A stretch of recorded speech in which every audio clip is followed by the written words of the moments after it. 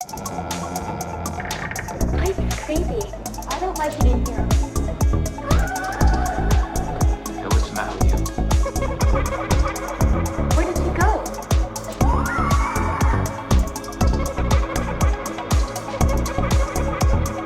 place is wild.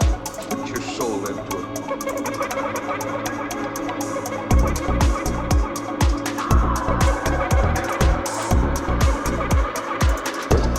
Wild. What's going on around you?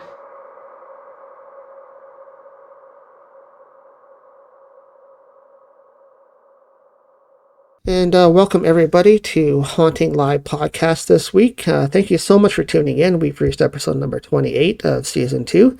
And today we have a special guest here with us, Carolyn Molnar. She is a psychic medium. And she's going to talk to us today a little bit about her journey through mediumship and how she developed and what she does day to day as a medium. So first of all, thank you very much for joining us, Carolyn. Thank you for having me. I appreciate it. No problem at all. It's an honor to have you here on the Haunting Live podcast this week. So you're basically a psychic medium. Did you get that title yourself, or was that something that you worked into? Is it just mediumship that you worked on, or how did that all start? Well, I will say this, Trevor, I earned it. I had 20 years of teaching through my mentor, Sadie, and she was a spiritualist minister. So she taught me psychic work as well as being a medium, which are two very separate things for me. Psychic is the here and now, my love life, my finances, what's my health like, am I moving? Whereas mediumship is only talking to dead people. So with a very strong foundation of psychic work and training, I then morphed into mediumship. And that's what I do with my students too. They have to have a very strong psychic connection with their spirit guides before I'll like them to open up to the spirit world. Completely different energy. And what sort of led you into wanting to learn more about the mediumship world? What did you have something happen in the past when you were growing up that led you down that path, or what started the journey for you? Well, it's in the family. So that's one story, but the story that got me into it is I had a very negative experience with another psychic medium who worked alongside with the police. So she was very well known and very well respected in the community. Well, she gave me a message that just scared me so much that I called my father and I said, "Dad, this is what's happened. Help me." And he says, "Oh, I'll take you to my psychic." And I went, "My psychic? You have a psychic?" And he goes, "Yes, her name's Sadie." And that's the whole thing just started from there. And I trained mostly over the phone with her for a long time because I was in Cape Breton and she was in Welland, Ontario. And after the 20 years, I think, I was working as an office administrator, as a secretary to vice presidents and stuff like that, very organized, very left-brained. And all of a sudden, the bottom fell out. No more job because of the, it was the time when, I can't even think of the word, but there were just no more jobs to be had. And I was extra. So the only thing I could do was read for people because I'd been doing it for that many years, but it was just practice. And I launched that way. I launched kicking and screaming into all this stuff. So, yeah, but it does run in my family. And I had it naturally. Was it a natural development for you then as well? Like, was there any gifts that you found out that you had through childhood, or was there one particular experience that made you wake up and say, "Well, I can talk to dead people"? Well, I don't know what I put in my contract before I got here, but I never saw dead people when I was young. However, I was sick with the cold and I was 8 years old and my mother said, "Get upstairs and go to bed." I don't want to get upstairs. So anyways, I went upstairs, I laid down, I put my hands over my chest and said, "Just take me now. I am so sick," right? Stuffy head, fever, whatever. Anyways, I closed my eyes and the door to my bedroom opened and shut with a click 12 times. And when I had closed my eyes, I saw these pillars of light all the way around my bed. And then I fell asleep. And when I woke up, I was well. So I guess they still wanted me to stay here. That was my very first experience that I can remember. Although my mother used to ask me, what do you get on this, Carolyn? What do you get on that? Because it's a family that understood all this kind of stuff and very supportive. And I would tell her things and she'd go, oh, come on, no. And I'd say, if you don't want to know, don't ask. And I was 5 years old. So I was in it since birth, pretty much. Yeah. And both my mom and my dad were exposed to it. As I said, my father, he introduced me to my mentor, and my mother's parents, my grandparents, used to have seances in their their dining room with the same medium as Prime Minister Mackenzie King. And I also had a picture of them at Lilydale. They used to go to Lilydale every year when the season was on. So it was a very open, accepting family. And I think that's why I chose them to be born into the family. Yeah, it definitely sounds like you had a gift passed on to you from probably your parents and maybe even your grandparents as well. If both of your parents were into it, I'm sure it was further down the line than you might know. Yes. Did you hear any stories from your parents? Did they ever tell you things that they've had happen to them while they grew up? And not so much my father. He was very close to the vest, didn't speak much about it. And the fact that he even had a psychic for an advisor really surprised me. But my mom, she couldn't be in these seances because she was only 16 and her parents did not want her to be there. And she was in the room on the side of her bedroom was to the side of the dining room. So she would hear these bumps and knocks and bangs and carrying on and all this stuff. And her biggest complaint was she had to clean the ectoplasm off the seats of the dining room chairs, and it stains. So it was, though that was her life. That's how she was exposed to it. It was like hardcore, physical mediumship. Jenny Wilder, who was the medium, she was a trumpet medium. So she would go into trance and use trumpet and bring voices through. And my mother heard that behind a closed door. So that's how it was for her. That sounds really interesting that it was that far into your family's history that you guys are actually dealing with that in your life. So it makes sense that would naturally just come to you as a child, right? So Yes. Was there any other experiences that happened particularly to you when you were growing up that you can remember? Like, you said you had an instance when you were in bed and sick, and that's really kind of what happened to launch it off. Did they just grow from there? Like, was it really hard for you to accept, or was it hard for you to get used to? Or Not at all. It was natural for me. I think I was born with it. So for me to give specific examples, it's like it's every day. But I will say, when I was a young mother and I was in a pool doing exercises, trying to get my shape back with baby number 2, I remember my focus was being a young mom with my children. And I heard in my head, so how is your spirituality? And I thought, oh my goodness, I guess I've been kind of letting that go. So, it's been like that my entire life. I will get these signposts every once in a while. But for me, it's normal.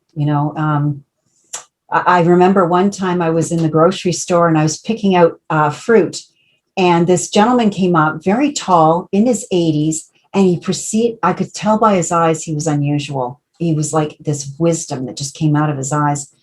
And he proceeded to tell me all these tips about the stock market. And I never thought to write it down or memorize it or anything. And he says, I'm in the store all the time, blah, blah, blah. We talked for maybe 15 minutes. I've never seen him again. I think that he was someone special that had come to talk to me, but in human form. I've had that also with a disabled person in a food court. She came and sat with me, and I looked at her and I thought, here we go again, these old eyes. Don't pay attention to what's going on. What you see, it's how you feel about this person. And she proceeded to talk to me about love and how love was so important and why aren't people more loving. And that kind of thing. So I've had these little snippets of information all through my life. It's normal for me. That's really interesting. I've had those types of experiences too, where you think it's a normal person, but you just sense something is off by them, and it's like, you're not really here, but I'll talk to you anyways. So Yeah. I've had that also too. Actually, the building that we live in, we've seen, my partner and I have seen this certain couple, an older couple, but they look like really not quite there. And I've only seen them twice here in the time we've been here, so I know their spirit as well. So, but every time I have seen them, I'm like, okay, there's something not quite right with these two. So Yeah. Well, I lived in a haunted house in Cape Breton, and it was haunted by Mrs. McPherson, who was the original owner of the house. And she was a ghost. She wasn't a spirit, because she decided she was not leaving. She was staying here. So she would cook on her cook stove. I'd hear that, I'd hear bangs and raps and whatnot. It never really frightened me, but we were tearing the house apart because it was a turn of the century, 1913 actually, home that really needed a lot of work. We got it right down to the rafters, and we were just rebuilding the whole thing. And she was not happy. And at 2:00 in the morning, I heard bam, bam, bam. It was like somebody was stamping their feet. I woke up. I sat up and I said, Mrs. McPherson, if you will not allow me to fix your house, it will no longer be. And she never bothered us again. You just needed to understand what was going on. So we lived with her. It's her house. We were living with her. It wasn't the other way around. Very respectful. and that's the way it should be, I think, too. That's the way we focus here on Haunting Live when we do investigations and whatnot. Like, we are 100% respectful to, number one, the property that we're on, as well as any spirits that might be there, because there's no point in being like rude or being like I'm trying to think of the word, but towards the spirit, right? You can't be like that. You have to be respectful, like you're being talking to a normal person. Otherwise, you're not going to interact with them at all. They're not going to want to talk to you. So yeah, or they'll be angry, and then I don't want that either. Yeah. So moving on from there then, so now you develop your mediumship and you develop your psychic awareness. How did you fit those two together? Did you find it hard distinguishing the difference between being a psychic and being a medium and talking to spirits? Actually, I haven't. As a young child, I would get things like, Mom, you really need to get bread on your way home, and that kind of thing, the psychic stuff. It was Sadie that introduced the mediumship to me, and it came, slowly. I remember my first reading with Sadie. It was a red car. It was a cartoon, and I could see it in my head so clearly. I can still see it to this day. And there was snow on the fenders. It almost looked like a VW bug, a beetle. And it was a red car. And I said to her, it looks like you're getting a new car. Oh, no, I'm not. She said, I have just gotten a new car. I had it tuned up. It's fine. And this was probably in January. Fast forward to May. She calls back and and this is the first message I've ever given. And she's telling me, oh, no. Anyway, she calls me with her tail between her legs saying, I just had to get a new car. This is May.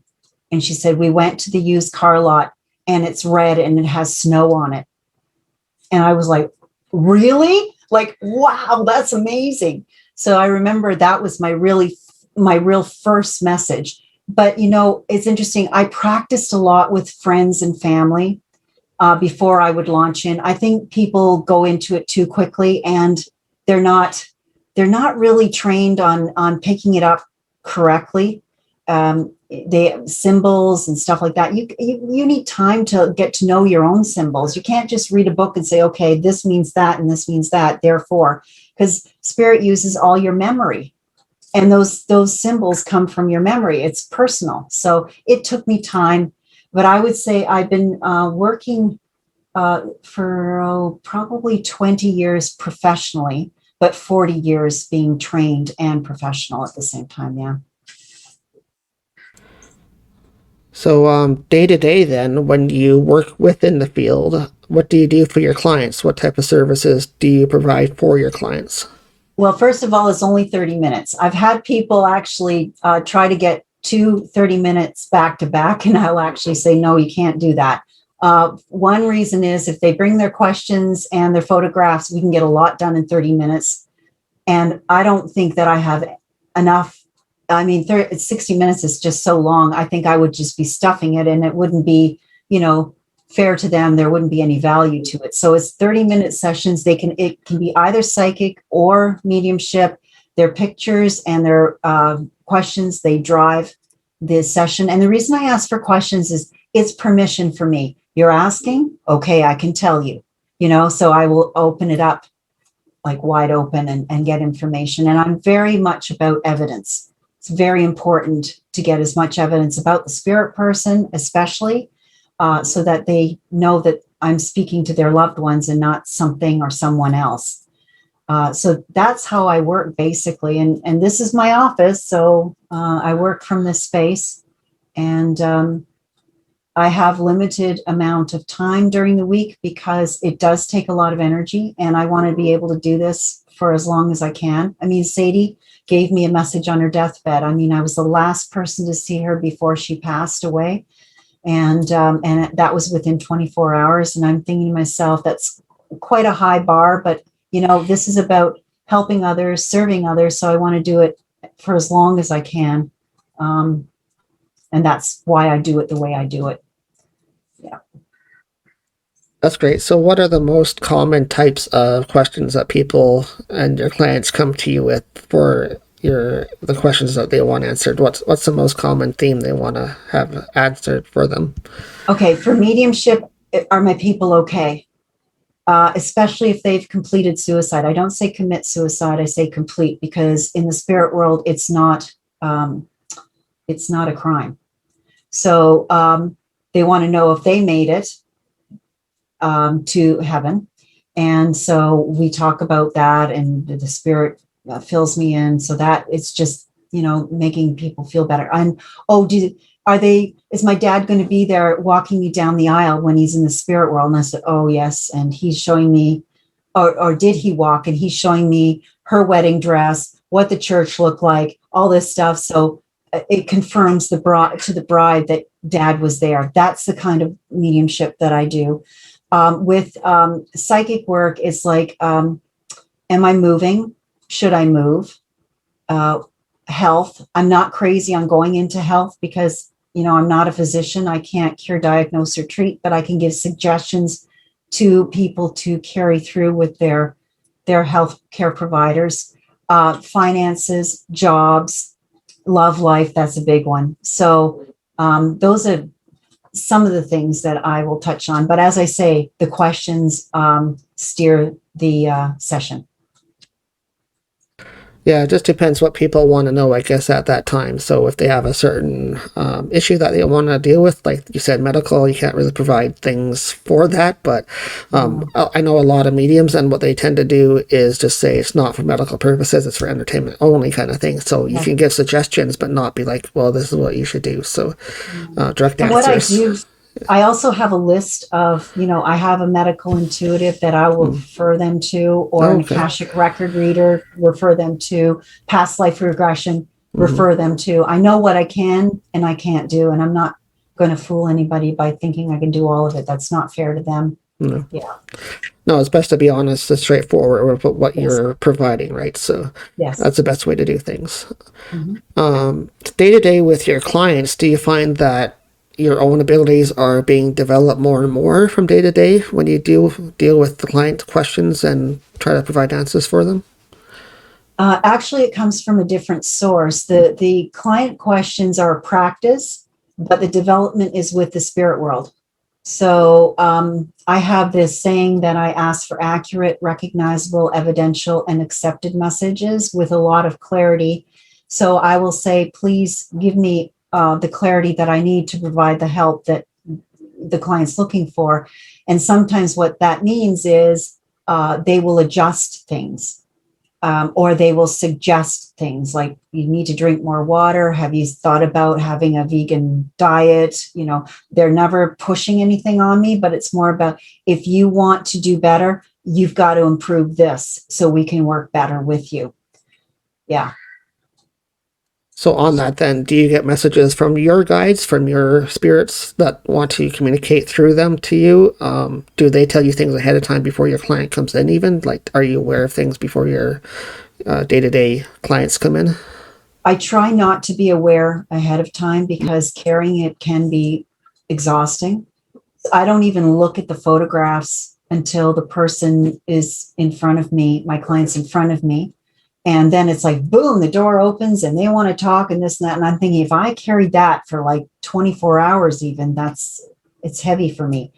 So I keep it very contained within this session. I'm sorry, the rest of the question, I don't think I answered the entire question. Okay, so here's something weird. It's just started to happen. As a matter of fact, my husband, who also is a medium, is a writer as well, and he writes my blogs, and I talked to him about this story. I am starting to hear from clients before they even book. So this is not from the spirit world. This is telepathy, which is, I think, one of the gifts that you require for spirit, but it also works for people. I had somebody who hadn't seen me for 8 years. I thought, oh, I just felt them coming through. And 3 weeks later, boom, they booked an appointment. Same with another couple who was like maybe 6 months to a year, hadn't heard from them. And they booked. And I told both of them. And I said, it was about 3 weeks ago. And both of them said, yeah, I was thinking about booking a session with you.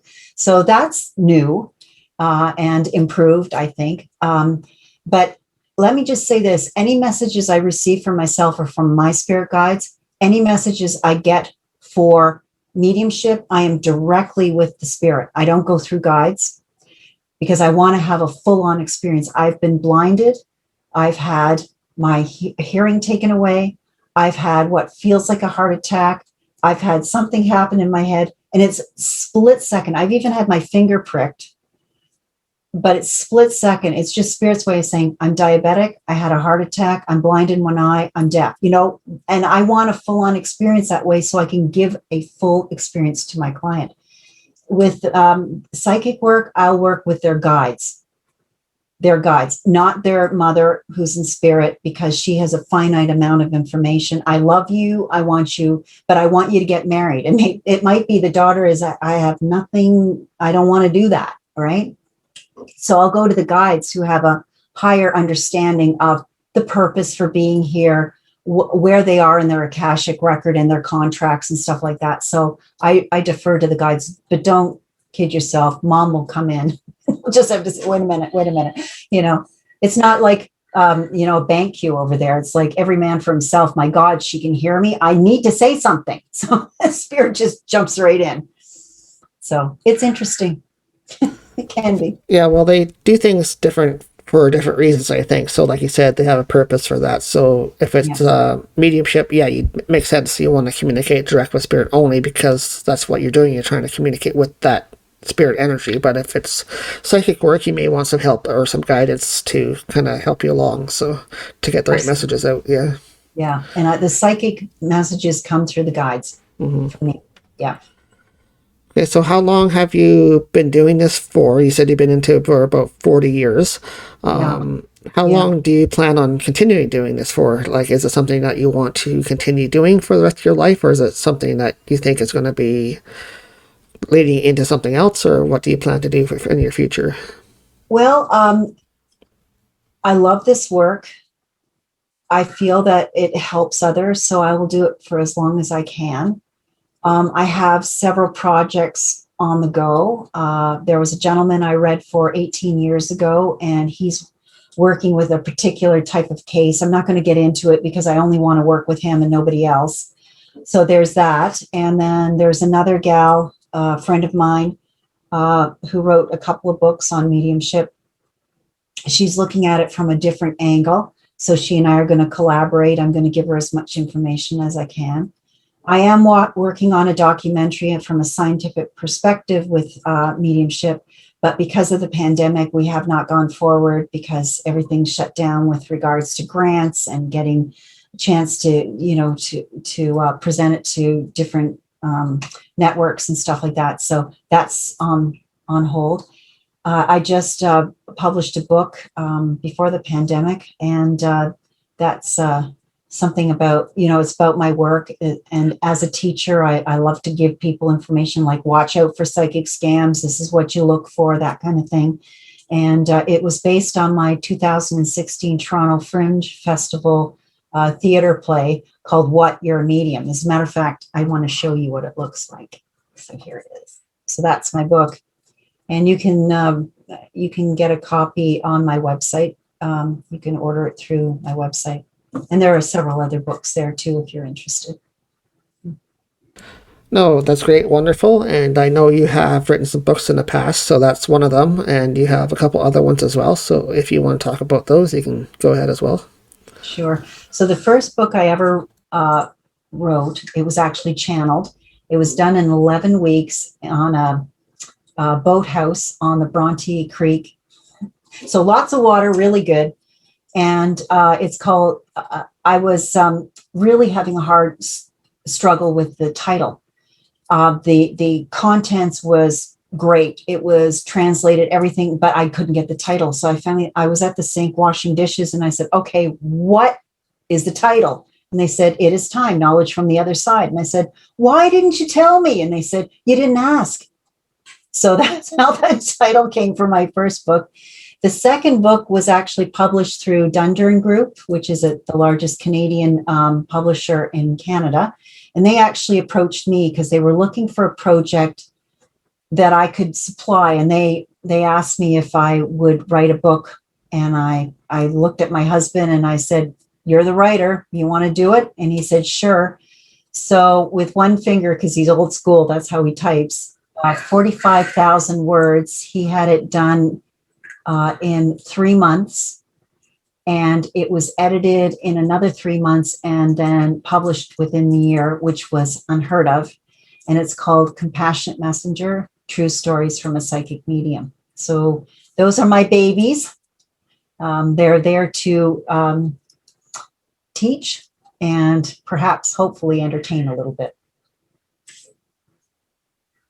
I'll have to say one of the complaints about Compassionate Messenger is I couldn't put the book down. It was 2:00 in the morning when I finally finished it. And I thought, okay, if that's the only complaint you have about the book, I'm in. Yeah, that's wonderful that they got good reviews, I assume, and people are interested in learning that kind of material that is there for them to actually look up and read your books. I think I've heard of that first one before, actually. I've heard that title in the past, so that's pretty cool that I actually get to talk to you too. So, what else have you been up to during the pandemic then, besides your work? Have you been in any other projects or just focusing on your clients or... Focusing on my clients. I have been flat out busy the whole time. I was quite surprised, actually, but I guess when, things get pretty rough, that's when you turn to someone like me. So I will say most of the time it's been that. I put a monthly newsletter out and I also put a monthly blog out. So that's been going. I'm just trying to think what else. So I work at different churches that are online, and they're all listed on my website. If you're interested, there's Zoom sessions, services.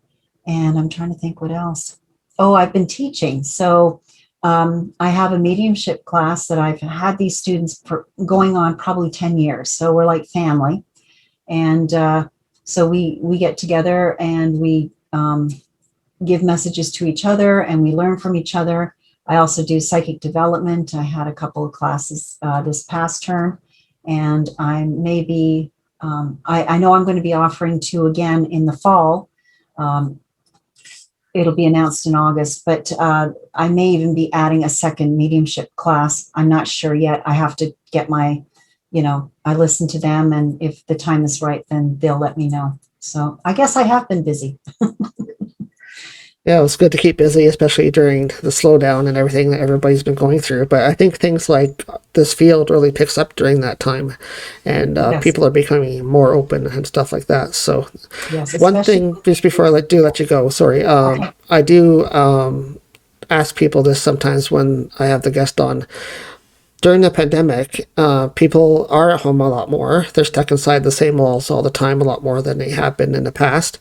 And they may be experiencing things that they're not sure what's going on. So they might be starting to hear spirits. They might be starting to hear different things or see different things in their own home. What kind of advice would you give to somebody that's sort of leading into that kind of field, like the mediumship area, and they're not sure what's happening? What advice would you give to some person? I have had emails like that. And what I do is I respond to the person who's questioning me. However, if the question helps many, I'll actually put it on my YouTube channel. So I have about 400 clips of different questions and the answers that I give, so that people will be able to just easily take a look and see if anything kind of resonates with them. But if they want to pursue this work, it is really a good idea to get into a development class with a teacher that has a good reputation. And also find out through this class, you'll find out this is normal, which I think is a very important thing for people to experience. Also, I have meditation CDs. I have a couple of free meditations just to kind of lessen the anxiety because of the pandemic, and that has helped people sleep better. That's on my website under books and CDs. And also, I do have 3 CDs if that helps. And it's, this is a time where we go inward and we learn what's most important to us. And meditation is a wonderful tool to do that. It is for sure, and that's what I was going to mention just before we go off, but you discovered that, so that's wonderful. She does have some free meditation material on her website, so if anybody is interested, you can go directly to her website. We'll put the address up as well for you guys to go check that out. But thank you so much, Carolyn, for being here today and taking your time to talk to us at Haunting Live. We really appreciate that, and telling us a bit about your mediumship journey and what you've been through so far. Thank you, Trevor. It's been a pleasure. Yes, thank you. Bye-bye. Bye-bye.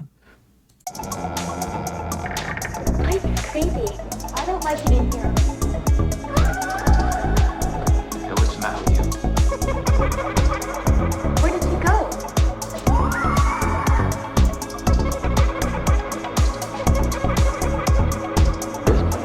Wild. Put your soul into it.